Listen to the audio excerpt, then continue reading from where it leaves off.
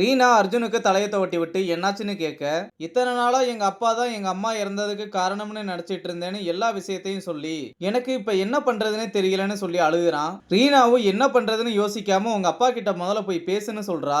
இங்க ரவி கிட்ட பாரதி, யாரு மாமா அது, என்கிட்ட ஏன் திமிரா பேசினாங்க, கல்யாணத்தை பத்தி எல்லாம் வேற கேட்டாங்க, நீங்க எதுவும் சொன்னீங்களான்னு கேட்க, அவ என் ஃப்ரெண்டு அனிதா, நான் இத்தனை நாளா அவகிட்ட சொல்லாம இருந்தது எனக்கு கில்ட்டா இருந்தது, அதான் சொன்னேன்னு சொல்ல, நமக்கு கல்யாணம் ஆனதுக்கு எதுக்கு அவங்க கோவப்படுறாங்கன்னு பாயிண்ட் பிடிச்சு கேட்க, ரவி எதுவுமே சொல்லாம அங்க இருந்து ஓடி போயிடுறான். இங்க குணா கிட்ட அனிதா அவளுக்கு ரொம்ப வாய்க்கொழுப்புன்னு பாரதிய திட்டிக்கிட்டு இருக்கா.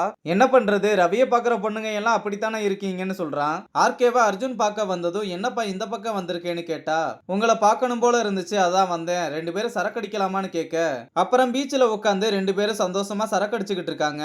அங்கதான் வீட்ல இருந்து ஓடி வந்த ரவியும் உட்கார்ந்து இருக்கான். அவனையும் கூப்பிட்டு பார்ட்டியில ஜாயின் பண்ணிக்க சொல்ல மூணு பேர் சேர்ந்து சரக்கடிச்சுக்கிட்டு இருக்காங்க. ஹாஸ்பிட்டல்ல ரீனாவோட ஃப்ரெண்டு அவளை பாக்குறதுக்காக வர, ராக்கி அவளை பார்த்ததுமே வலிய ஆரம்பிச்சதும் கண்டபடி திட்டுறா. அப்புறம் குணாவும் அங்க வந்து சொல்லு விட அவனும் நல்லா வாங்கி கட்டிக்கிறான். அப்ப ரீனா வந்தது ரெண்டு பேரும் டான்ஸ் எல்லாம் ஆடி நல்லா விசாரிச்சுக்கிறாங்க. ரீனாவும் இந்த பொண்ணும் ஸ்கூல்ல இருந்தே ஒன்னாதான் படிச்சிருப்பாங்க. அங்க கட் பண்ணா மூணு பேரும் நல்லா சரக்கடிச்சிட்டு அர்ஜுனோட எக்ஸோட வீட்டுக்கு போய், நீ ஏன் க்ளோசரே கொடுக்காம பிரேக்கப் பண்ணிட்டு போன, இப்ப நீ க்ளோசர் கொடுத்தே ஆகணும்னு அங்க ரகலையெல்லாம் பண்ணிட்டு அன்னைக்கு முழுக்க ரொம்ப சந்தோஷமா என்ஜாய் பண்ணிட்டு ஹாஸ்பிட்டல்ல வந்து படுக்க வைக்கிறான். ஆர்கேவும் இன்னைக்கு தான்ப்பா நான் ரொம்ப சந்தோஷமா இருந்திருக்கேன்னு சொல்ல, அர்ஜுனும் ரொம்பவே சந்தோஷமா ஃபீல் பண்றான். இதோட இந்த எபிசோட முடிக்கிறாங்க.